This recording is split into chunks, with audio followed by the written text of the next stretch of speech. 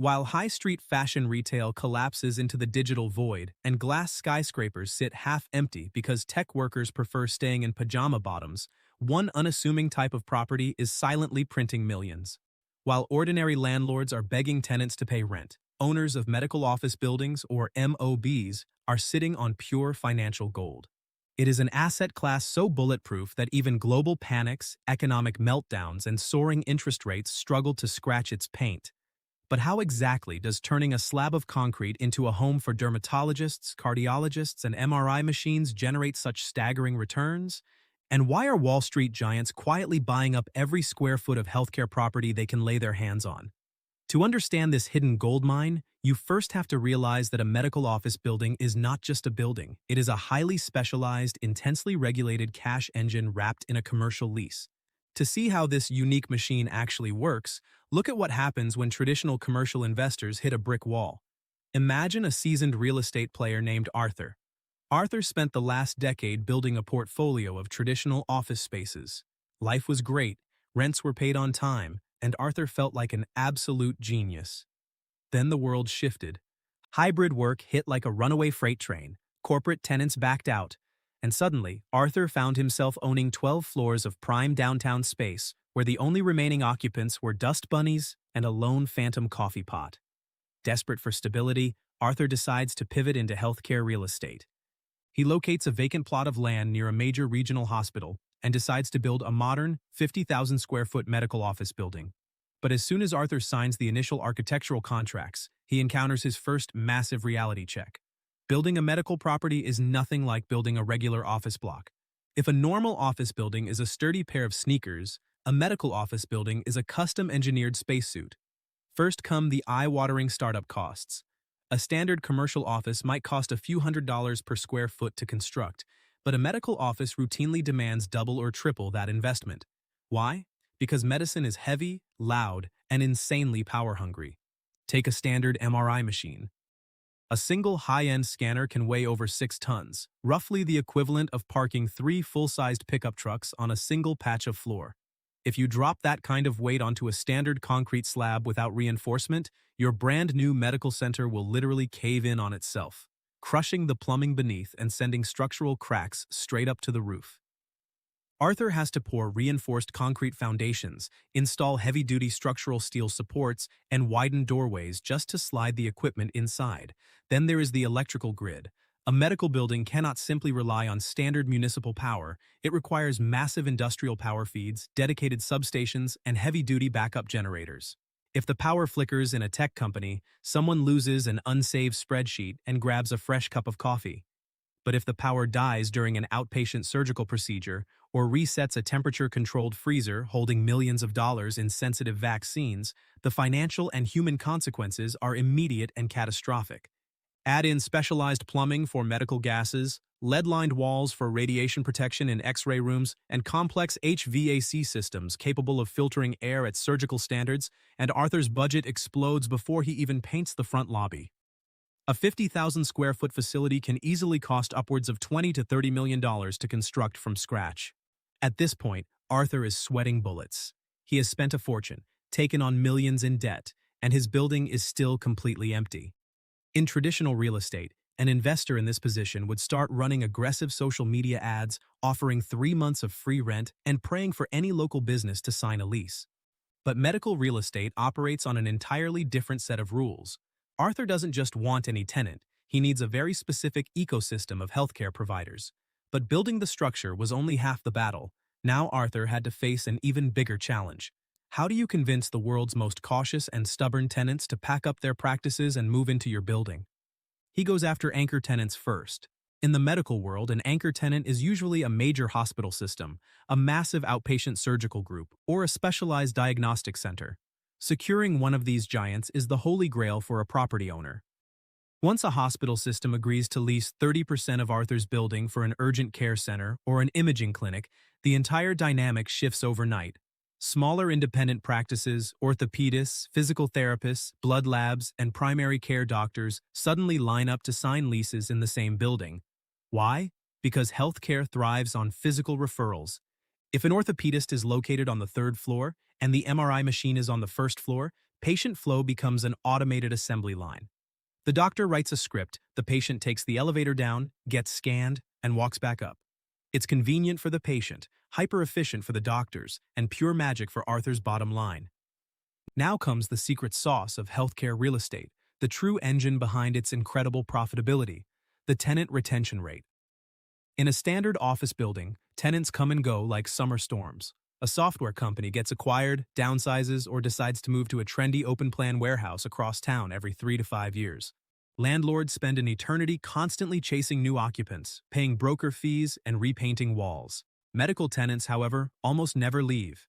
The average lease for a medical office building ranges from 10 to 15 years, often with multiple 5-year extension options attached. But why are doctors so fiercely loyal to their physical location? It turns out that moving a medical practice is an absolute financial nightmare.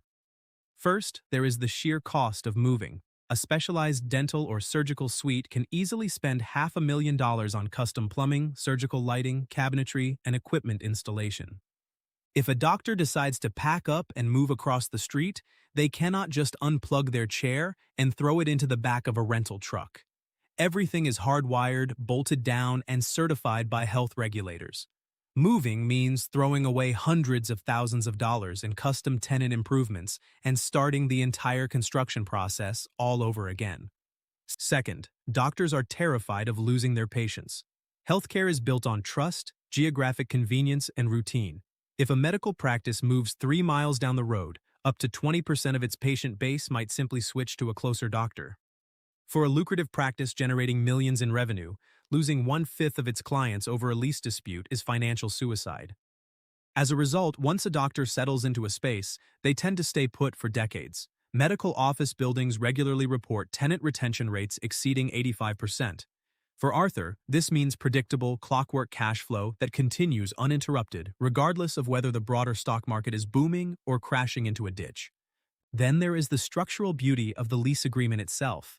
In standard commercial real estate, landlords often sign gross leases, meaning the property owner pays for taxes, building insurance, maintenance, and utility bills out of the rent they collect.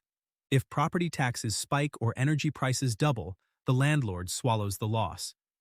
But in the realm of high-end medical real estate, the triple net lease, or NNN lease, reigns supreme. Under a triple net lease, the tenant pays a base rent to Arthur, but they also agree to pay 3 additional expense categories directly: building insurance, property taxes, and common area maintenance costs. If the city raises real estate taxes, the medical practices pay for it. If the air conditioning system needs routine servicing, the tenants split the bill. This structure effectively transforms Arthur from a stressed-out property manager dealing with leaky pipes into a pure financial collector receiving net income. To make things even sweeter, medical leases almost always include built-in annual rent escalations. Every single year, the rent automatically increases by 2 to 3% to combat inflation. Arthur doesn't even have to negotiate. The contract simply generates more revenue year after year on autopilot. By now, Arthur's building is fully leased, generating millions in stable rental income and operating with machine-like efficiency. But running a medical office building is not without its strange, hyper-specific operational headaches. Arthur quickly discovers that managing healthcare tenants requires dealing with problems that standard office landlords could never even dream of. Consider waste management. A normal office building generates paper trash, discarded soda cans, and the occasional broken office chair. A medical building, on the other hand, produces hazardous biological waste, discarded needles, expired pharmaceuticals, and low-level radioactive materials from imaging labs. Arthur cannot simply roll a standard dumpster to the back alley and call the local garbage truck. He must contract specialized, heavily certified biohazard removal companies that operate under strict federal guidelines. A single compliance slip-up or improper disposal incident can result in catastrophic government fines, health department shutdowns, and reputational ruin. Then there is the issue of patient volume and physical wear and tear. A traditional financial firm might have 50 employees walking through the front doors each day. A 50,000 square foot medical office building can easily process 2,000 patients, family members, and medical staff in a single 8-hour shift. That means thousands of boots dragging in dirt, dozens of wheelchairs bumping into drywall, and elevator doors cycling thousands of times every week. Parking management turns into a daily strategic battle. Medical practices require significantly more parking spaces per square foot than standard corporate offices. If an elderly patient arriving for a physical therapy session cannot find a parking spot within 50 yards of the front entrance, they complain to the doctor, and the doctor immediately calls Arthur in a rage. To keep the peace, Arthur has to install dedicated drop-off zones, expanded handicap parking, and complex traffic flow systems to prevent gridlock during peak morning appointment hours. Yet, despite these operational headaches, the raw economic forces driving this market are virtually unstoppable.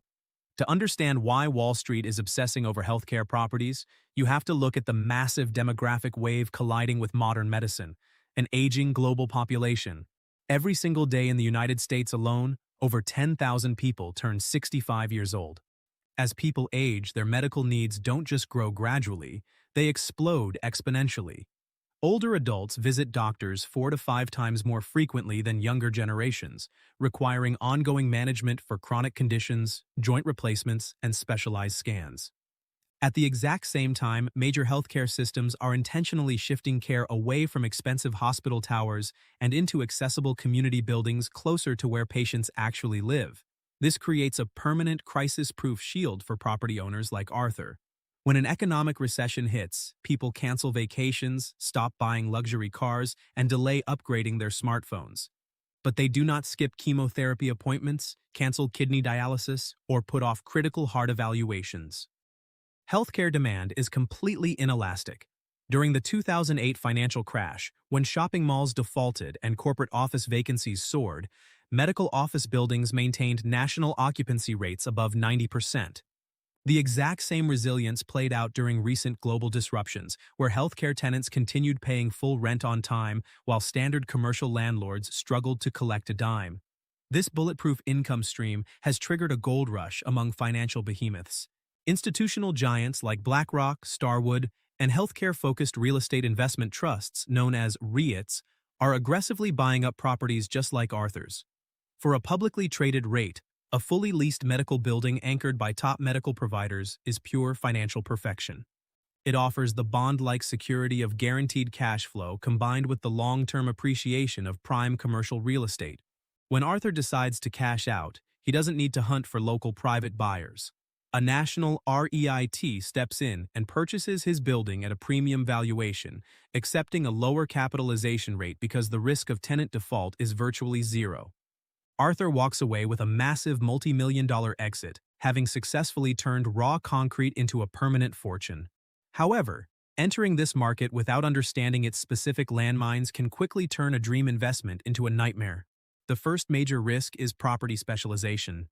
If Arthur builds a highly customized facility for a single specialized oncology group and that practice goes bankrupt or consolidates into a competing hospital network across town, Arthur is left with an extremely expensive problem. Converting specialized surgical bays, radiation vaults, and medical gas lines back into general commercial space can cost millions. If the property lacks proximity to major medical networks or suffers from poor street access, finding a replacement doctor can take years. The second major risk comes from regulatory shifts.